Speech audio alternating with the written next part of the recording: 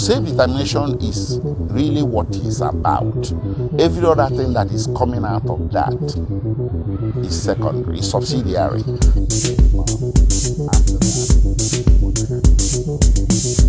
A lot of people are calling it an arrest, but it's not.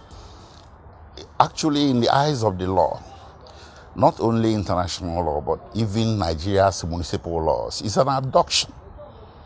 Because he was seized. The act of taking him, the physical act of taking him did not satisfy the elements of an arrest. He was abducted forcibly without due process of law and ultimately transferred to Nigeria in circumstances that are known in international law as extraordinary rendition. So that really is what we should pivot on and look at the consequences of such action. Because when you call it an arrest, you sort of give it a modicum of legality, which this one doesn't have. So for that reason, we have seen enough cause, enough grounds to challenge what happened and use it to interrogate the question, the jurisdiction of the territory of Nigeria to put him to trial. Because extraordinary rendition is unarguably, universally agreed to be a crime by the state. Even though the state is beyond the physical punishment for a crime, there are other ways you can exact a retribution against a state that engages in such act of criminality.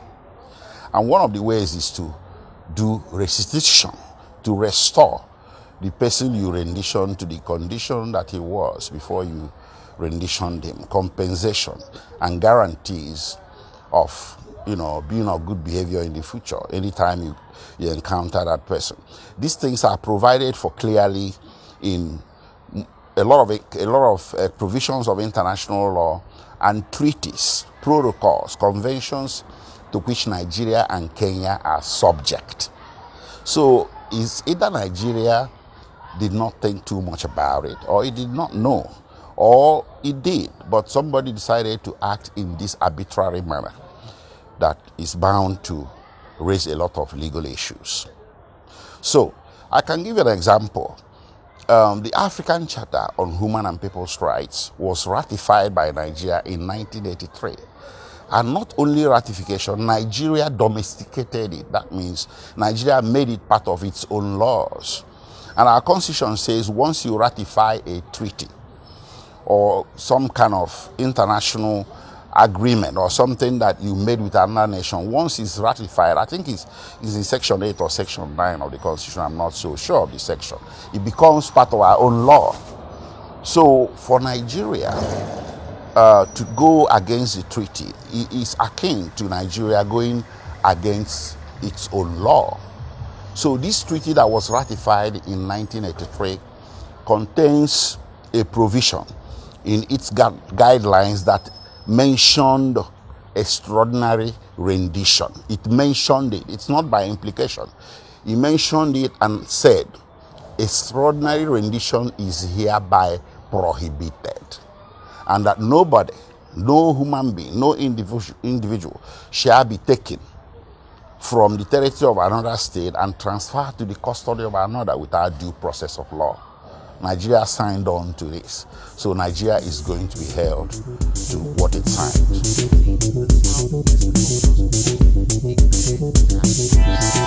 Well, yes, that's what they said, that's the accusation. Because I think it was to give a little more legality or justification to the manner of the taking, the manner of the abduction.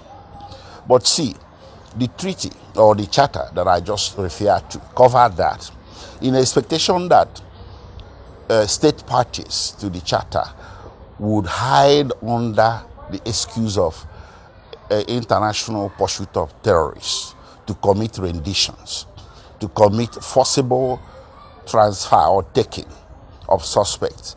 In expectation of that, the charter provided its guidelines that even in the pursuit of terrorists beyond your borders, you still have to abide by the due process of law. So that they accuse him of terrorism is not justification for what happened.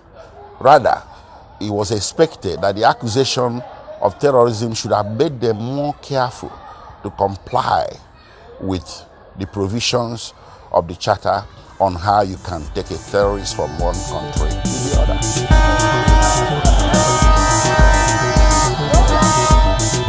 Well, my brief as counsel is to talk on the legalities. So this is, I think, something that I think is way beyond my brief. I am really concerned about his rights under Nigerian law, under international law, and the manner that this thing happened. You see, there is one very key factor here. He entered Kenya on his British passport, not his Nigerian passport. So on entering Kenya, he came under the protection of two countries. One, Britain, upon which passport he entered, and Kenya, which admitted him to their country on that passport. Well, here we don't have any evidence so far that Britain is complicit in anything, but we have quantum evidence that Kenya is complicit. So Kenya failed in her duties to protect citizens of a Commonwealth country, Britain, that entered. Let's leave Nigeria aside. The only importance you can attach to Nigeria here, the only relevance is just because Nnamdi Kanu was born in Nigeria. But when you come to the real analysis of this situation and its import, you look at the passport with which he entered Kenya. So to that extent, Kenya was supposed to respect that passport more than it did, and respect less the place of birth of Mr. Kanu and look to the place of issuance of the passport. Because I'm not saying that this is a hypothesis or my opinion. No, it's provided for copiously in several bodies of laws. One particularly is very relevant. It's called the Hague Convention on Treatment of Dual Nationals. So it applies on all fours to Nnamdi Kanu, because Nnamdi Kanu is a dual national of Britain and Nigeria.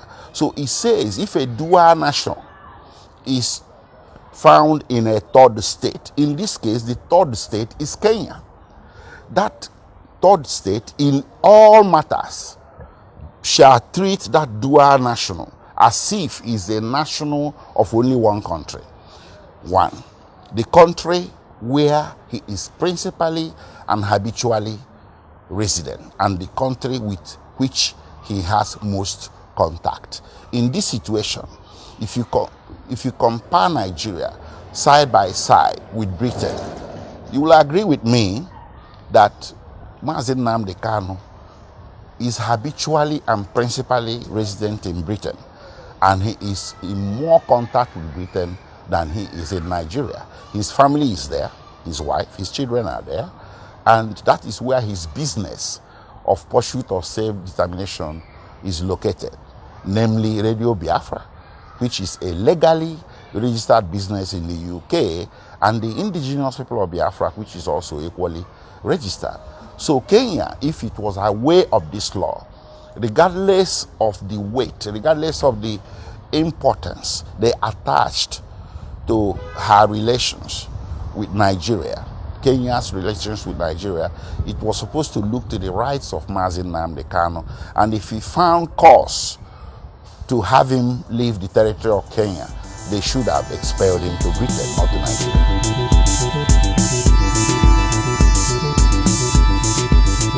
Well, this is really what came from him. So he's very credible, and his account of it was very vivid. It's something that is not supposed to happen. Under international law, extraordinary rendition itself is by implication an act of torture, because you took a person and pretended to arrest him without due process of law. But then they took it ahead to the next level of physical torture, physical and mental. It was quite grievous. It was something that when he was describing it to me, it really shook me up, and it got me thinking that how could man be so cruel and wicked to another man like this? Just for what reason would any group of persons that felt that they belong to constituted authority, or they are from constituted authority, subject somebody to such cruel and extreme degree of torture.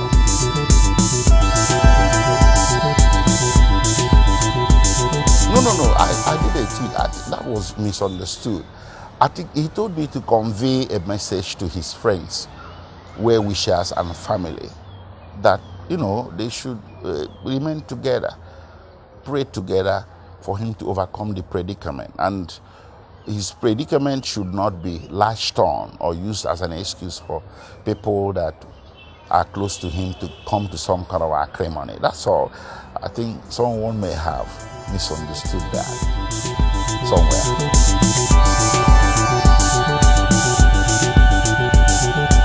Yes, I even said more. I said there's going to be trial within trial, if at all there is going to be trial.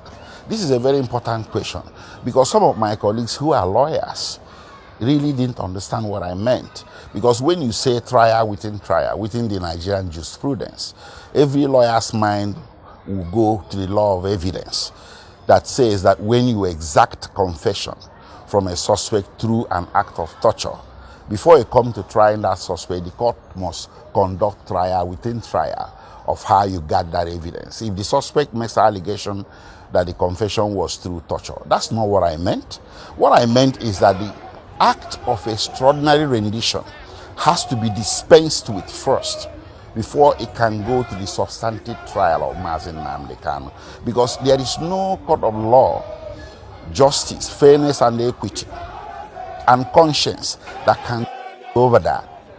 If it is presented well, maybe through an amicus curiae brief, directly or through some other means, I think it's something every competent court of law must consider first before it can go to the main trial. That's what I meant by when I said there's not going to be any trial to monitor. That one is what is going to be tried in court first. The circumstances of his forcible to return to Nigeria is a very big issue that blocks any court from reaching the substantive trial. That's my opinion.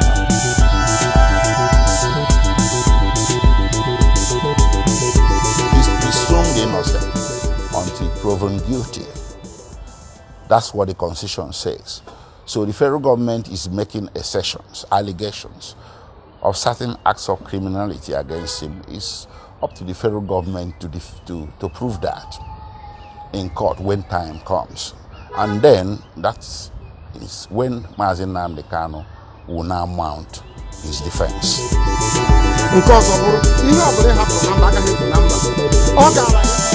Well, you see, this matter is sub judice. They have not even brought these charges formally.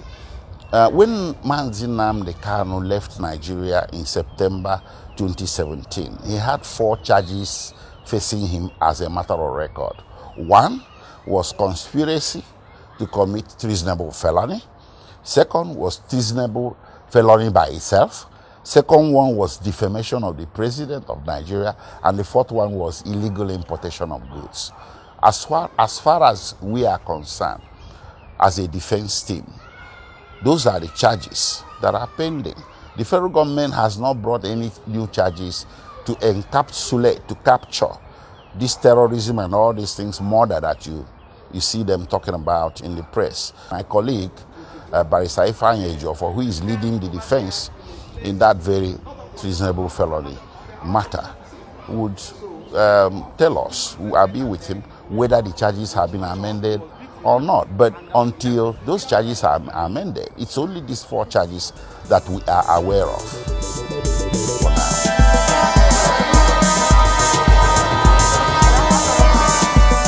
Okay, well, there's a law in Nigeria that you will find at Cap A9, Laws of Federation of Nigeria. If you go to Article 20 of that law, it says every people shall have the right to self-determination. Nnamdi Kanu is taking advantage of that law to express his wish for self-determination. The law is not necessarily unique to Nigeria. the law is actually a universal law, so it was up to many different nations to adopt it, and Nigeria did. So self-determination is really what it's about. Every other thing that is coming out of that is secondary, is subsidiary to the main issue. The main issue is self-determination, and it's not a crime within the laws of Federation of Nigeria.